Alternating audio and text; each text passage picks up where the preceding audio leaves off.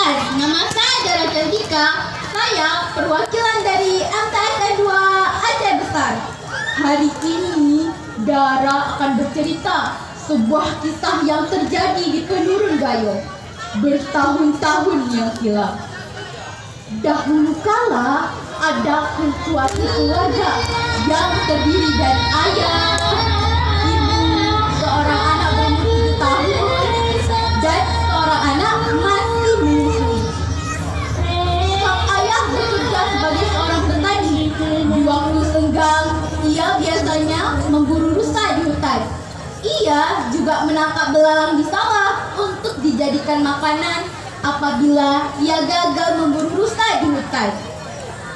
Belalang tersebut dikumpulkan sedikit demi sedikit di sebuah lubung padi yang kosong karena sedang musim paceklik. Pada suatu hari, sang ayah pergi berburu. Tinggallah istri dan anak-anaknya di rumah. Saat waktu makan, anak yang besar meragu karena tidak ada ikan untuk dijadikan lauk pauk di rumah itu. Peristiwa ini membuat hati sang ibu sangat sedih.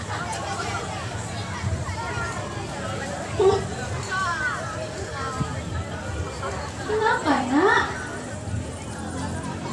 Aku tidak mau makan, Nino. Masa tidak ada ikan untuk makan? Akhirnya, sang ibu menyuruh putranya mengambil belalang sendiri di lubung. Tak kala si anak membuka pintu lubung, ia kurang hati-hati. Pintu lubung tetap terbuka.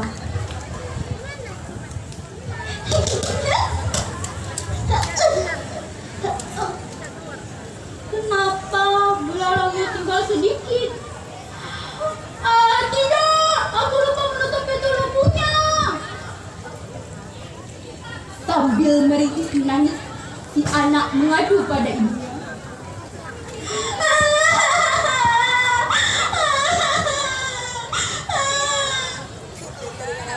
Kenapa, nak?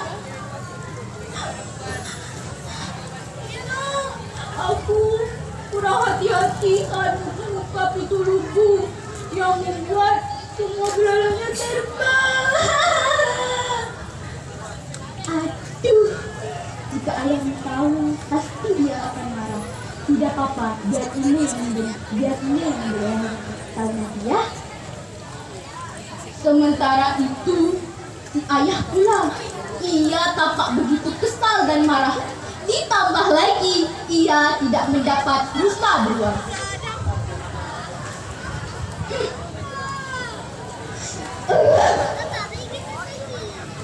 Hari ini tak dapat satu rusa dapat ditangkap.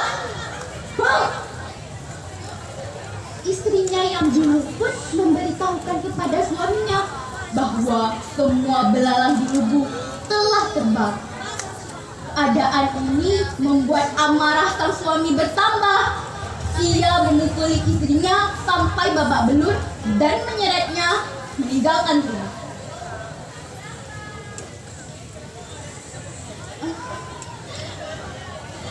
Suamiku, semua belalang di lubung telah terbang.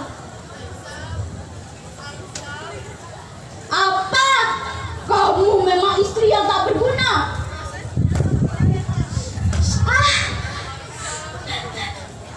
Sini kamu memang istri yang tak berguna.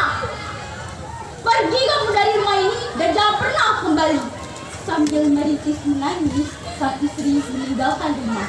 Dalam keadaan putus asa, istrinya menuju ke atu belah batu yang menerima dan menelan siapa saja yang bersedia untuk ditelannya.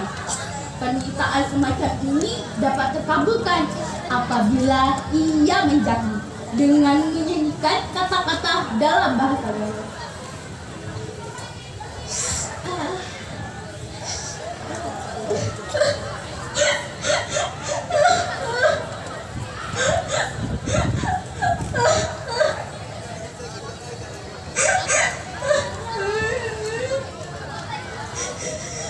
Batu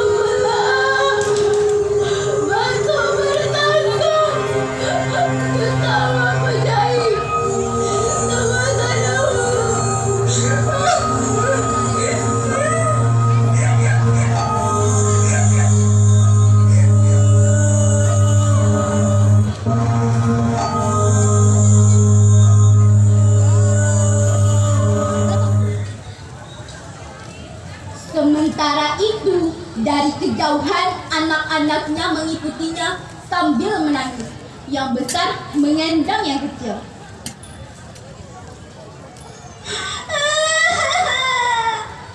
Inah! Inah! Pada saat kakak beradik itu sampai, keadaan di sekitar sangat buruk. Hujan turun dengan deras, disertai dengan angin. Bumi seakan bergetar menyaksikan atu belah menelan manusia. Setelah keadaan reda, kakak beradik itu dengan hati hancur luluh hanya dapat melihat rambut ibunya yang tak tertelan atu belah. Kemudian si sulung mencabut 7 helai rambut ibunya untuk dijadikan jimat.